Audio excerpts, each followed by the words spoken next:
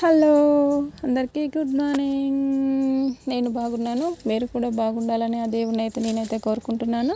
మన తోటలో అయితే ఈ ఖచ్చితంగా బీరకాయలు అయితే కాపియాలని అనుకున్నాను. ఆ కళ నెరవేరింది ఫ్రెండ్స్. ఒక బీరకాయ అయితే పండింది. చాలా బీరకాయలు అయితే పిందెలు అయితే వేసేసి వాడిపోవడం జరిగింది. ఇదిగో ఇలా ఎండిపోయినాయి, అన్నీ ఇలా ఎండిపోయినాయి పిందెలు వచ్చేసి. అంటే దీన్ని ఫ్లవర్ పాలిషింగ్ చేస్తే ఈ కాయలు అనేవి అన్ని కాయలుగా మారునేమో. నేను తోటలోకి రావడం, చూడడం, ఇంట్లో చూసేంత టైం లేక నేను రాకపోవడం వల్ల వేసిన ప్రతి మొగ్గ వాడిపోయినాయి. ప్రతి బీరకాయ మొక్కలు అన్నీ ఒక 20 గల్లా బీరకాయ పిందెలు అయితే వాడిపోయినాయి. ఓన్లీ కేవలం ఈ ఒక్క బీరకాయ మాత్రమే కాసింది. మన తోటలో ఫస్ట్ కాసిన ఈ బీరకాయ మొక్క ఇది బీరకాయని కాసింది. ఏదైతే నేను ఫ్రెండ్స్ మన తోటలో బీరకాయ నేను కాపియాలనుకున్నాను. ఆ కళ అయితే నెరవేరింది ఫ్రెండ్స్.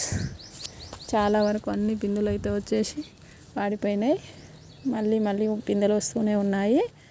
ఇప్పటి నుంచి అయినా ఈ పిందెలన్నీ కాయలుగా మారాలని ఆ దేవుణ్ణి కోరుకుంటూ ఈ బీరకాయను మనం హార్వెస్ట్ చేసుకుందాం ఫ్రెండ్స్.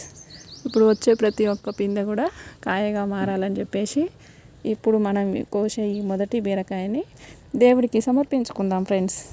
దేవుడికి నైవేద్యంగా సమర్పించుకొని మనం తర్వాత వంట చేసుకుందాం. చాలా ఫ్రెష్గా ఉంది, చాలా మెత్తగా ఉంది, ముదరలేదు ఇంకా కాయ అయితే. ఓకే ఫ్రెండ్స్, మన తోటలో కాసిన ఈ బీరకాయని మీరైతే చూశారు కదా ఫ్రెండ్స్. Bye friends.